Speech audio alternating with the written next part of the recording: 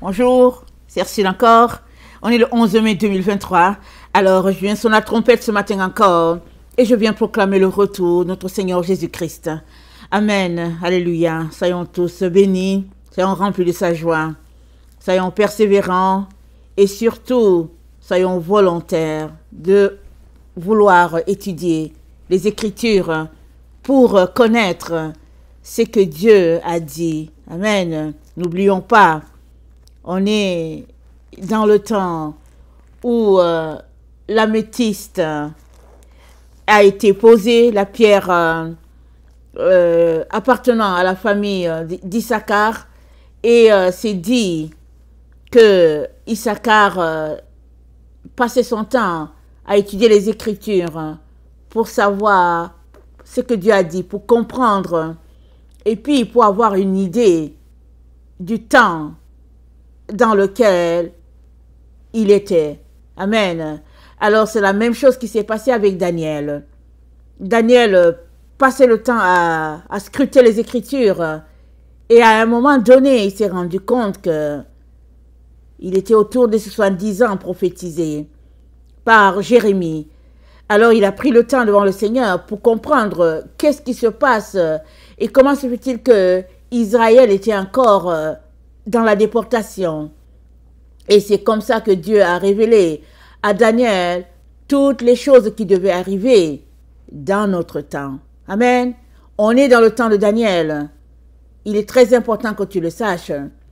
Et dans le livre de Daniel, amen, voilà ce que l'ange a dit à Daniel. Il a dit à Daniel, Daniel 12, le verset 9, l'ange dit à Daniel, « Va, Daniel, car ces paroles seront tenues secrètes et scellées jusqu'au temps de la fin. Plusieurs seront purifiés, blanchis et épurés. Les méchants feront le mal et aucun des méchants ne comprendra. Mais ceux qui auront de l'intelligence comprendront. » Amen. Ça dit, ceux qui seront en train de scruter les Écritures avec l'aide de la sagesse du Saint-Esprit, ils comprendront le temps dans lequel nous sommes.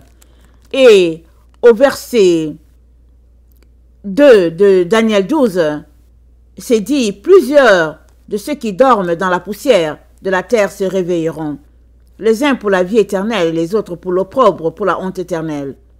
Ceux qui auront été intelligents brilleront comme la splendeur du ciel, et ceux qui auront enseigné la justice à la multitude brilleront comme les étoiles et à toujours et à perpétuité. Alors, il y a un temps que Dieu a marqué pour toutes choses. Ecclésiaste le dit. Amen, on le sait, Ecclésiaste le dit. Et on est dans le temps de Daniel. Le temps où on passe notre énergie à scruter ce que Dieu a dit. C'est le temps où on met de côté toutes les autres distractions et on cherche, Seigneur, est-ce que ce que j'entends c'est la vérité? Parce que ce que je vous apporte de la part de Dieu, béni soit son nom, c'est la vérité qu'il me donne d'apporter. Je prends le temps pour faire mes recherches. Amen, je suis là depuis des heures, je suis en train de chercher. Et quand j'apporte la chose, elle vient, n'est-ce pas, avec la force, la puissance que Dieu nous donne. Mais cette force et cette puissance, cette vérité ne peut être la tienne que si toi aussi tu l'embrasses. Et pour l'embrasser, il faut déjà que tu sois en train de chercher pour savoir où se trouve la vérité. Est-ce que ce qui vient de sa bouche, Seigneur, c'est la direction ou pas? Parce que si tu ne prends pas le temps pour chercher, tu risques d'être conduit très loin du chemin que Dieu a pour toi. Il est donc très très important de s'intéresser à tout ce que on entend. Parce que la vérité, c'est Jésus-Christ. Et Jésus-Christ a dit quoi? Vous connaîtrez la vérité et elle vous affranchira. Elle vous rendra libre. Mais elle nous affranchit de quoi? Elle nous affranchit du mensonge dans lequel nous avons été plongés, l'humanité a été plongée. Alors, si tu es esclave du mensonge, ce sera difficile que tu sortes tes pieds du filet si tu n'as pas la vérité. Seule la vérité te donnera de sortir des pièges de l'ennemi et d'avoir accès à Dieu. Amen. Alors aujourd'hui, je viens parler de la porte de l'Orient depuis la Genèse.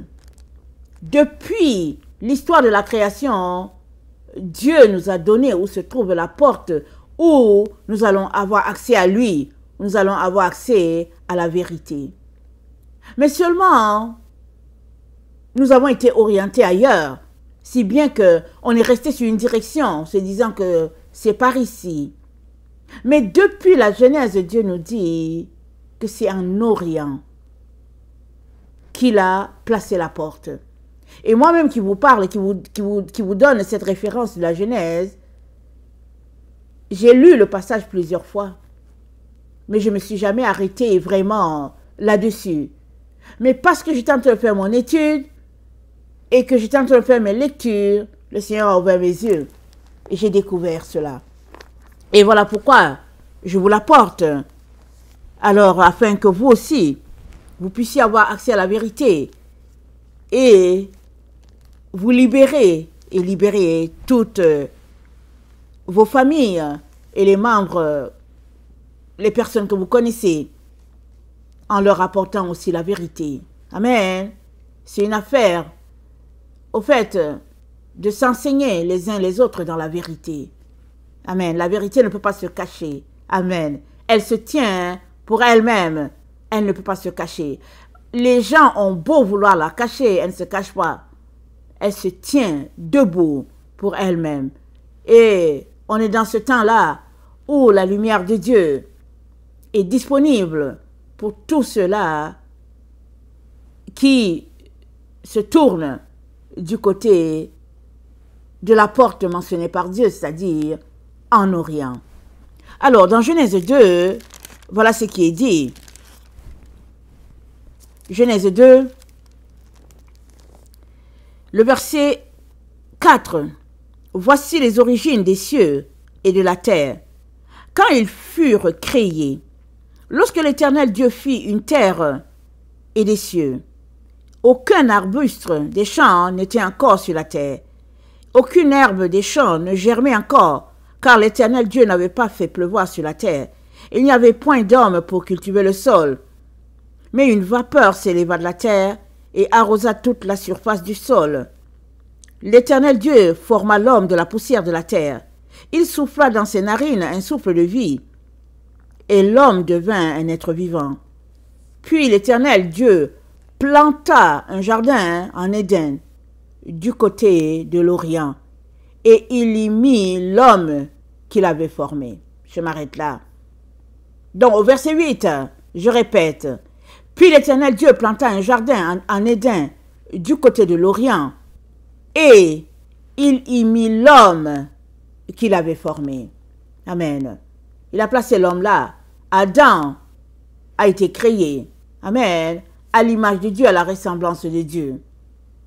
Et en lui, à l'intérieur de lui, amen, il y avait Ève. Amen. Alors, nous sommes donc en train de découvrir que la porte de l'Orient, ce n'est pas quelque chose de nouveau. C'est mentionné depuis la Genèse, le début. Quand Jésus-Christ a parlé à l'église de Laodicée, c'est-à-dire l'église dont nous sommes issus, notre génération, il a dit, voilà ce qu'il a dit, il faut que je le lise. Dans Genèse 3, il a dit, le verset 14, « Écris à l'ange de l'église de Laodicée, voici ce que dit l'Amen, le témoin fidèle et véritable, le commencement de la création de Dieu. » Dans une autre version, c'est dit, « Le principe de la création. » Alors, notre Seigneur Jésus-Christ, il est le commencement, il est aussi la fin. Il est le principe. C'est quand même spécial que ici, dans la 7e lettre, l'église de Laodicée, cette église-là que Jésus-Christ a dit qu'elle va vomir, Jésus-Christ s'annonce comme celui-là qui est le commencement. Ça veut dire pour toi et moi que si nous ne retournons pas au commencement, nous allons rater tout notre passage sur la terre. C'est au commencement que Dieu a donné les consignes. Au début, il a dit ce qu'il attendait de la personne qu'il a créée à son image, à sa ressemblance. Donc, l'histoire de la porte de l'Orient ne vient pas de commencer. C'était déjà. Voilà pourquoi, dans Apocalypse 13, parlant du temps dans lequel nous sommes, Apocalypse 13 dit, au verset 8, « Et tous les habitants de la terre l'adoreront, c'est-à-dire ils adoreront la bête, ceux dont le nom n'a pas été écrit dès la fondation du monde, dans le livre de vie de l'agneau qui a été immolé. Ceux dont le nom n'a pas été écrit dès la fondation. » Alors tu peux te tromper et entrer dans des spéculations comme ceux-là qui pensent que c'est déjà choisi dès le début. Mais ce test-là est en train plutôt de te dire que si tu ne retournes pas à la fondation, aux principes sur lesquels Dieu a bâti sa doctrine, les cieux et la terre, si tu ne retournes pas là-bas, tu vas te retrouver à adorer la bête et tu seras emporté loin de Dieu, dans les séductions de la bête, la falsification de tout ce qui se passe autour de la bête, parce que la bête c'est le serpent ancien. Tu as besoin, en tant qu'enfant de Dieu, tu as besoin de sortir de tout mensonge, tout ténèbres et de retourner à la vérité. Et la vérité, tu ne peux l'avoir que si tu choisis de retourner à l'origine. Qu'a dit Dieu? Amen. Alors, nous sommes donc en train de scruter les Écritures pour savoir qu'est-ce que Dieu a dit à propos de cette porte en Orient. Parce qu'il y a plusieurs qui sont réticents. Il y a plusieurs qui se demandent, est-ce que c'est quelque chose, est-ce que c'est inventé? Or, Dieu en avait déjà parlé. Et il ne fait que nous répéter ce qu'il attend de nous. Pourquoi est-ce que c'est si important que tu retournes à la porte de l'Orient? C'est parce que nous sommes dans le temps où on commence quelque chose de nouveau avec Dieu, ou bien on recommence si on était sur la mauvaise voie. En pratiquant la repentance, on recommence en disant, « Père, je me suis trompé, je veux marcher avec toi. » On est dans le temps où Dieu est en train de construire à nouveau. Et quand Dieu construit, il y a aussi destruction de ceux qui étaient anciens et qui ne tenaient pas. Alors, lisons Luc 17. Dans Luc 17, on a une histoire que nous connaissons tous. Amen. L'histoire de Lot. Le verset 28 dit, ce qui arriva du temps de Lot arrivera pareillement. Les hommes mangeaient, buvaient, achetaient, vendaient, plantaient et bâtissaient. Mais le jour où Lot sortit de Sodome, une pluie de feu et de soufre tomba du ciel et les fit tous périr. Le jour où Lot sortit de Sodome, en même temps que Lot sortait, amen, quelque temps après, combien de minutes, on ne sait pas, Sodome a été détruite. Mais Lot même était assis au milieu d'eux et il n'avait pas idée que la ville dans laquelle il était serait détruite. C'est son oncle Abraham, ou bien son cousin, qui a prié, a intercédé pour lui, alors que les anges étaient en train de passer par là où Abraham habitait. Et Dieu a dit, cacherai-je à Abraham ce que je m'en veux faire à Sodome? Parce que à ses prophètes, Dieu révèle les choses. À ses amis, Dieu ne cache pas les choses. Il révèle ce qui est sur le point d'arriver, afin que s'ils puissent sauver leur vie et puis sauver la vie de plusieurs, voilà, ils ont encore le temps. Voilà ce qu'est notre Dieu, un Dieu d'amour, un Dieu de bonté. Voilà pourquoi, aujourd'hui encore, il déploie sa bonté envers toi, pour que tu saches que on est dans le temps où Dieu va détruire.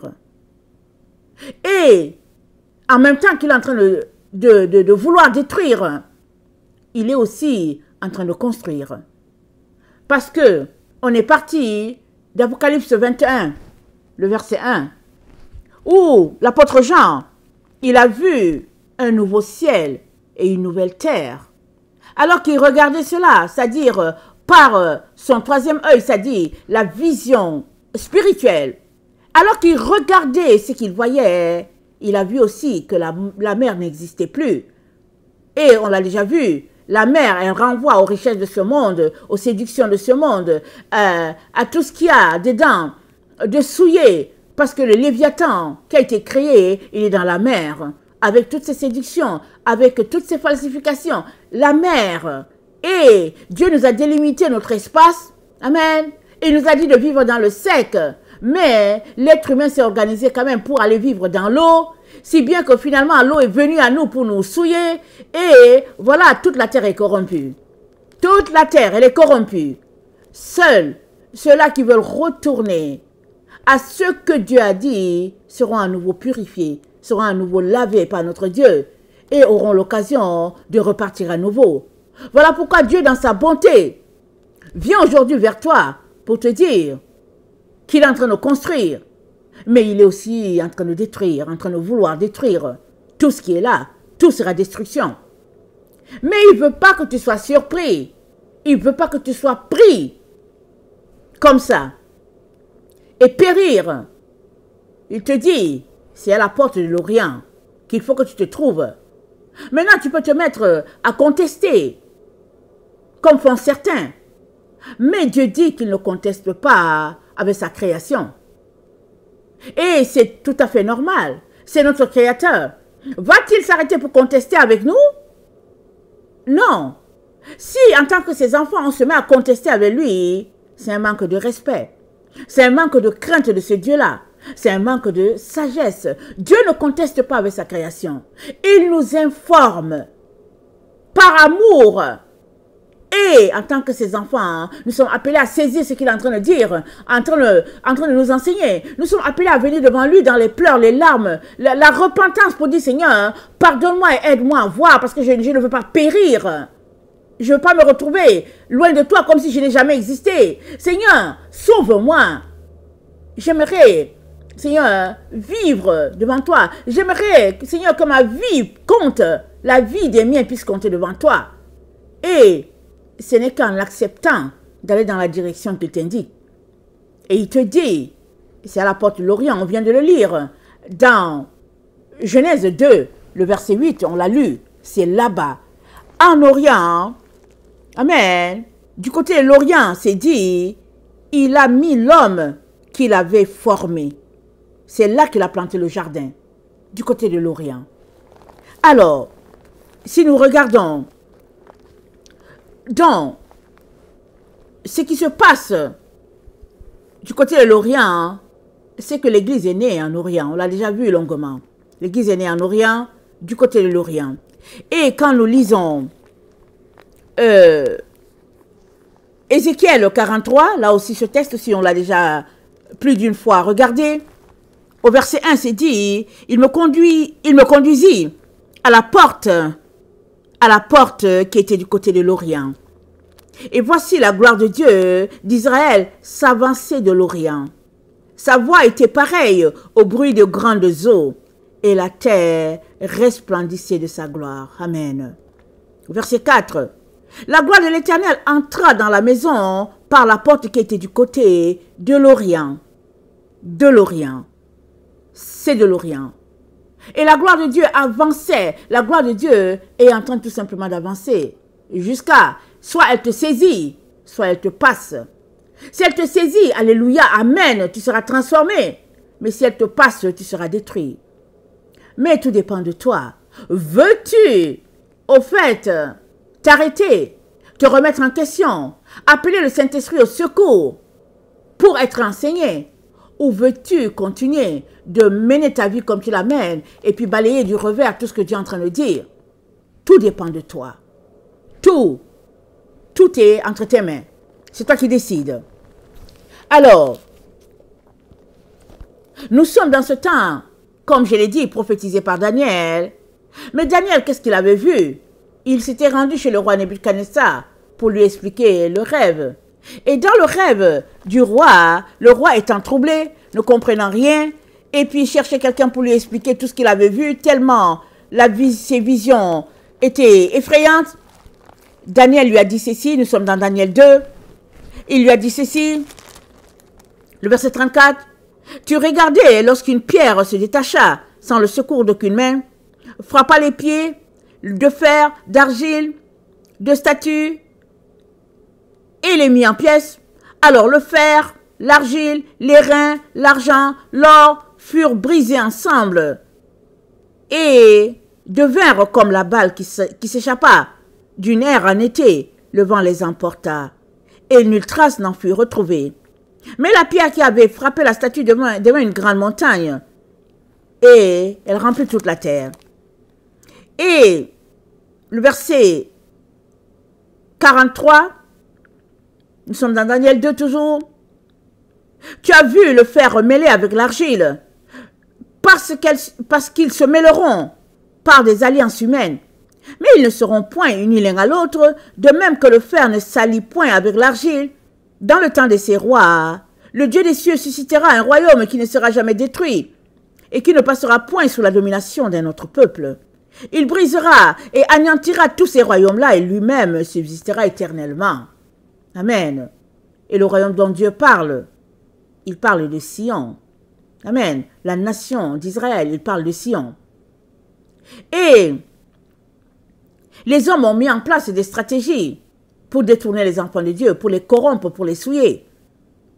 Ils ont mis en place des situations de telle sorte que la vérité soit éloignée et que les enfants de Dieu soient aveuglés, ignorants de tout ce qui est autour d'eux et qui se mettent dans des liens de mariage, de toutes sortes de situations pour les détourner carrément de Dieu.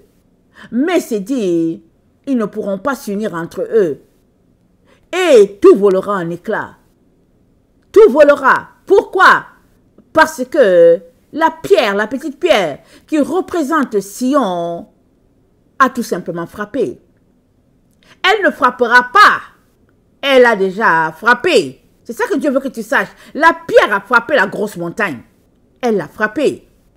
Maintenant, tu peux demeurer dans les leurres, les illusions, et puis tous les mensonges et tourner autour de cette montagne qui est tout simplement en chute libre.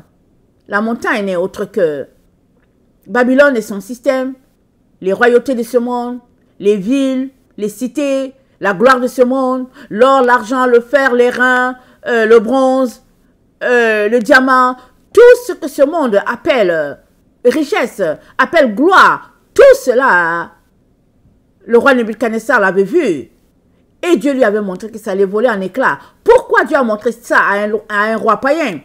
C'est parce que le roi Nebuchadnezzar, de ce que les gens disent, c'était un roi qui avait un bon cœur, il était gentil.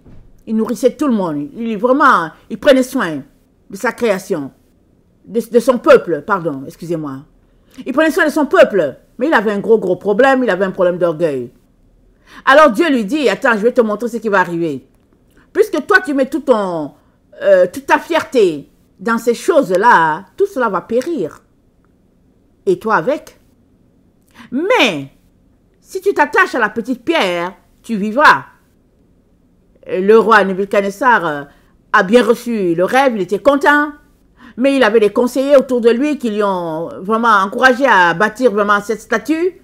Parce qu'il me semble que quand tu as un rêve comme ça, tu t'abstiens de monter la statue. Mais le roi Nebuchadnezzar a fait tout simplement le contraire, il a monté la statue.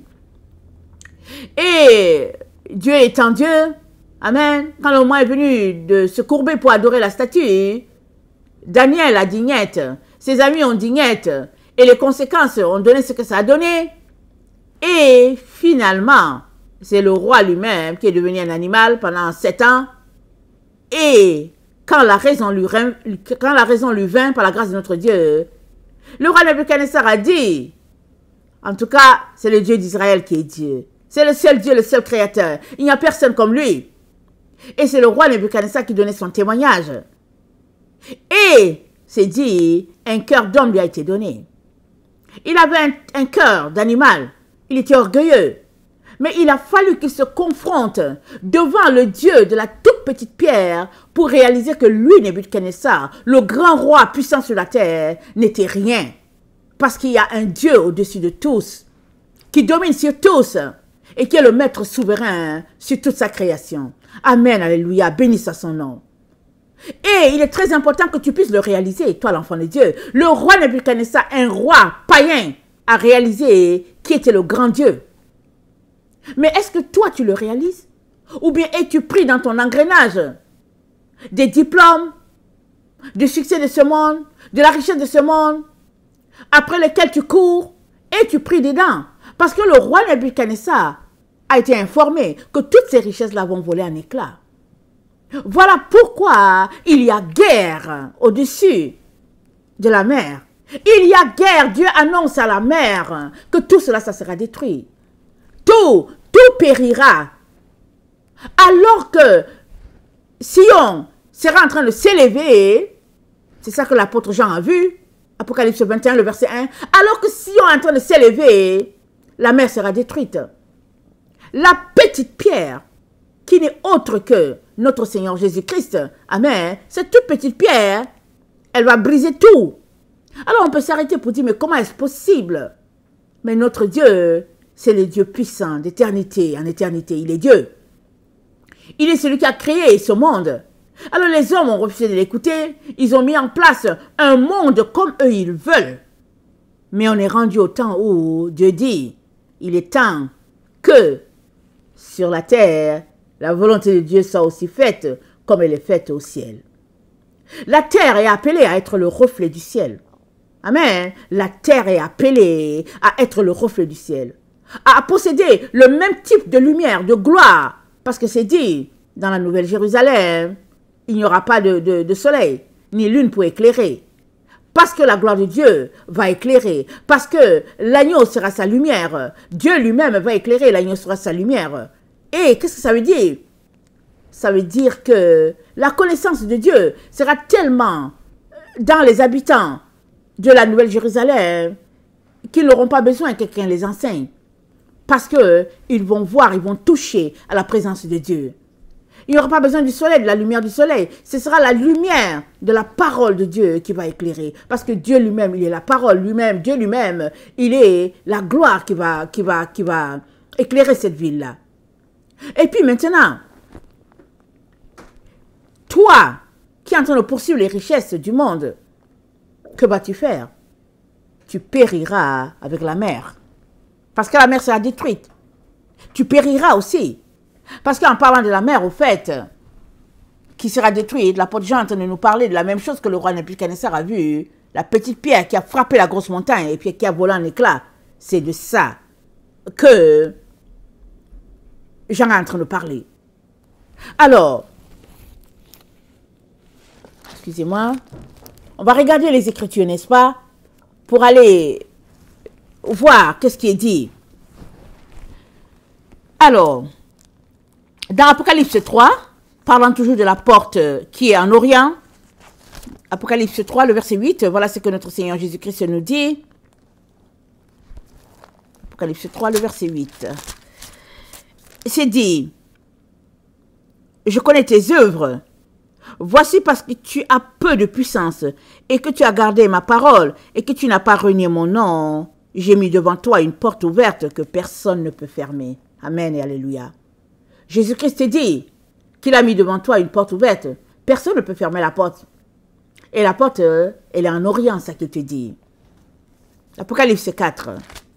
Le verset 1. Après cela, je regardais, et voici, une porte était ouverte dans le ciel.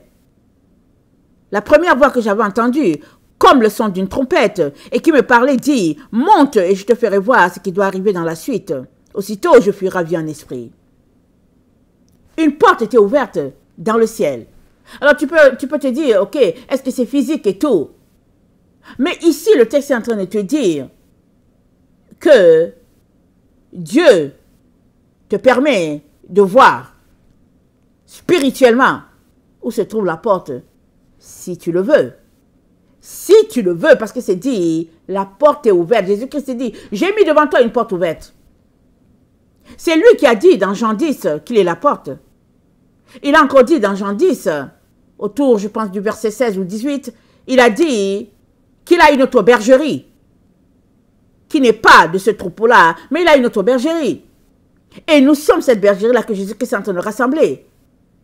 Et il dit que la porte est ouverte. Elle n'est pas fermée. Elle est ouverte. Maintenant, quand une porte est ouverte, tu peux choisir d'entrer par la porte ou refuser. Tu peux choisir. Passer du côté de l'Orient et dire bye bye. Ou bien tu peux dire, ok, c'est ici la porte, je vais entrer parce que c'est ouvert. Je vais entrer. Alors, tu pourras visiter les différentes pièces. Tu pourras t'informer de ce qui se passe parce que tu seras guidé par le Saint-Esprit. C'est à toi de décider d'entrer par la porte ou de refuser. Mais toujours est-il que elle ne sera pas fermée. Parce que Jésus-Christ dit qu'il tient la clé en main. Il a la clé et la porte est ouverte. Alors, allons-y regarder dans Zacharie. Dans Zacharie 2, Zacharie c'est après Daniel. Dans Zacharie 2, le verset 4, c'est dit, il me dit, cours, parle à ce jeune homme et dis, Jérusalem sera une ville ouverte, à cause de la multitude d'hommes et de bêtes qui seront au milieu d'elle. Je serai pour elle, dit l'Éternel, une muraille de feu tout autour, et je serai sa gloire au milieu d'elle. Amen, alléluia. Béni soit son nom. Dieu sera la muraille de Jérusalem. Il sera la muraille. Il va clôturer Jérusalem lui-même. Amen, alléluia. Mais il faudrait que tu veuilles entrer par la porte. Et la porte, c'est du côté de l'Orient. Mais il dit, cours après. Dis-lui, ce sera une ville ouverte. Amen. C'est ouvert pour qui veut entrer. C'est ouvert parce qu'il a indiqué la direction. Il a dit, c'est en Orient. C'est pas en Occident, c'est pas au Sud, c'est pas au Nord. Orient, c'est là-bas. Et dans le psaume 15, le verset 1 à 2, le psaume 15, le verset 1 à 2, voilà ce qui est dit.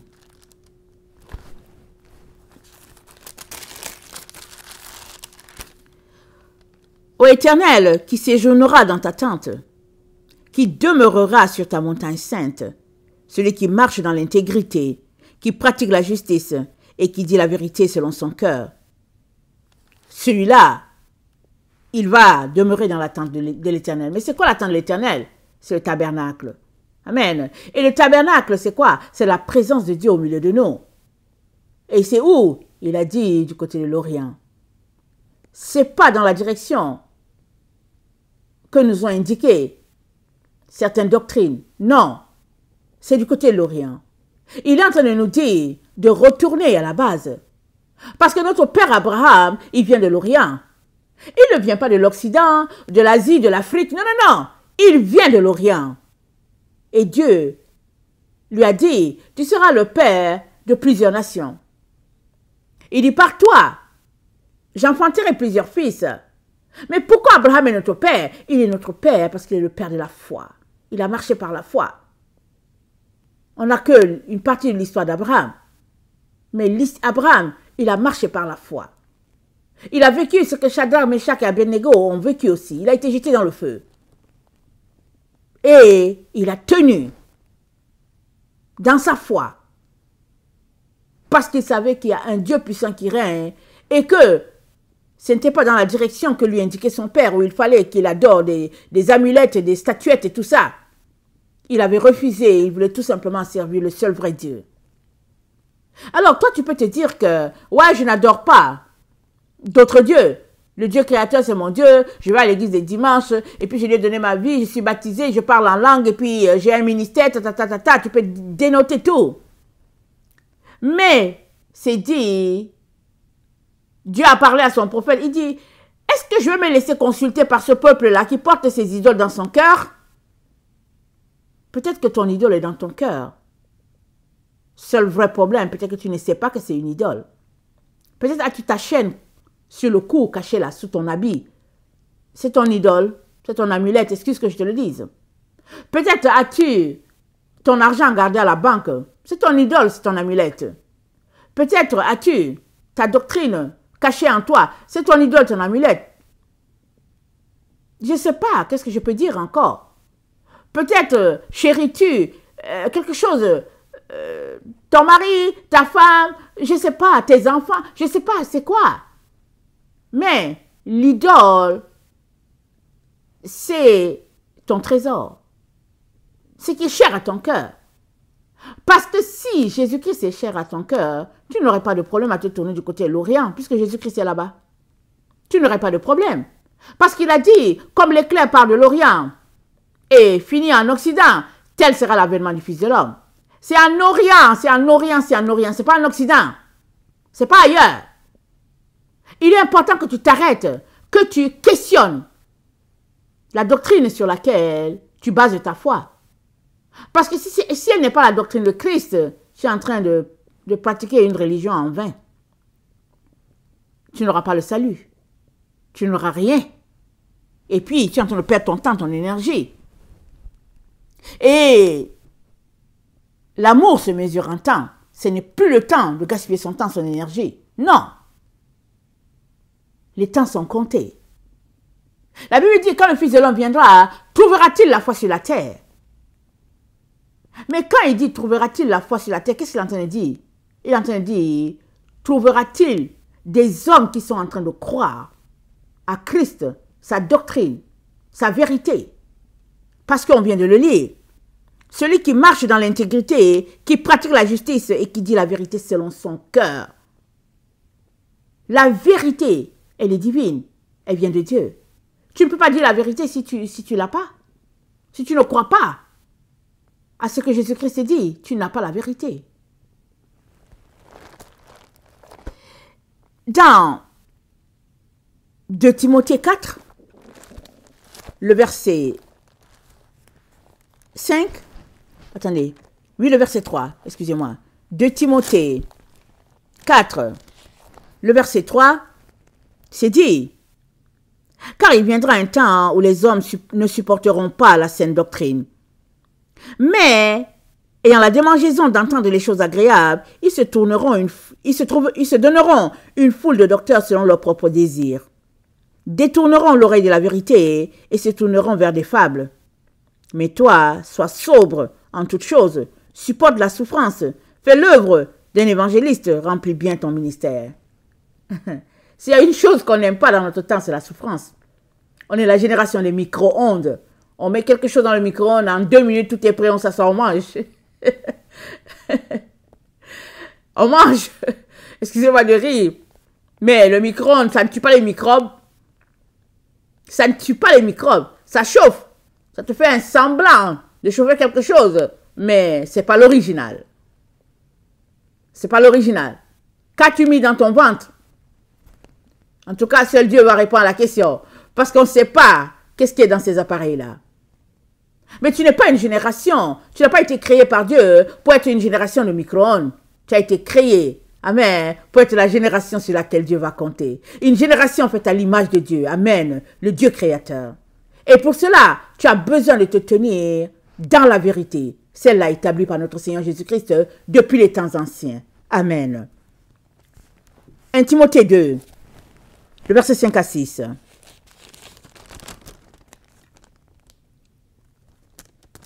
1 Timothée 2, le verset 5 à 6.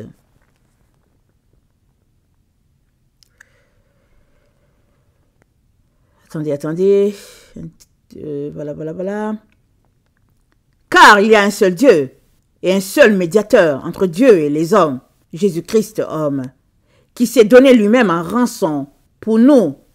C'est là le témoignage rendu à son propre temps. Il y a un seul Dieu et un seul médiateur, Jésus-Christ. C'est lui. On ne peut pas créer autre chose. Et si tu dis que tu es avec le Seigneur, ton Dieu, ton Seigneur Jésus-Christ, c'est que tu prends tout ce qui vient avec. Tout ce qui vient avec. Et quand on se tourne du côté de l'Orient, on retourne à la base. On retourne, amen, à la rencontre d'une mère, amen. Parce que la sagesse, c'est notre mère. Tu ne peux pas connaître ce Dieu-là si tu ne marches pas selon la sagesse établie par notre Dieu. Et si nous regardons, si nous retournons à Proverbe 8, le verset 22, nous sommes informés que c'était la première des œuvres de Dieu. Pas c'était, c'est la première des œuvres de Dieu. Ça veut dire quoi? Ça veut dire la naissance est par là-bas.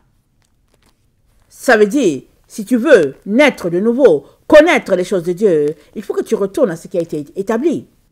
Et il faut que tu laisses Dieu être pleinement Dieu dans ta vie, que de croire à des doctrines des hommes montées de toutes pièces pour séduire. On n'est pas dans ça. Alors, à toi de choisir, à toi de décider. C'est dit, l'Éternel m'a créé la première de ses œuvres. Avant ses œuvres les plus anciennes, j'ai été établi depuis l'éternité. Dès le commencement, avant l'origine de la terre, je fus enfanté quand il n'y avait point d'abîme, point de source chargée d'eau. Il s'agit de la sagesse. À l'origine. À l'origine. Donc, Jérusalem, une ère ouverte. Depuis la Genèse, le jardin a été placé en Orient. Il est important que toi et moi, nous nous tournons du côté de l'Orient, parce que c'est là que Jésus-Christ garde la porte ouverte. Il n'y a pas un autre moyen, il n'y a pas une autre façon de connaître la vérité établie par notre Dieu. Il n'y a pas. Si tu refuses la direction que Jésus-Christ indique, tu es en train de renier Jésus-Christ. Et c'est dommage, n'est-ce pas? C'est dommage que tu puisses tourner le dos à celui-là qui peut te sauver, qui peut te donner la vie. Amen. Que le Seigneur bénisse sa parole. Amen. Prenons le temps pour faire nos recherches. Ce que j'apporte, c'est minime, très minime, par rapport à l'océan des révélations que le Seigneur a pour toi. Amen. C'est juste une petite goutte que je t'apporte. Mais si tu prends le temps, tu dégages le temps pour prendre tes différentes Bibles, pour chercher, et puis taper sur Internet et tout, Dieu va te diriger, il va te conduire. Amen. Que le Seigneur bénisse sa parole. Maranatha, Jésus revient. Amen et alléluia.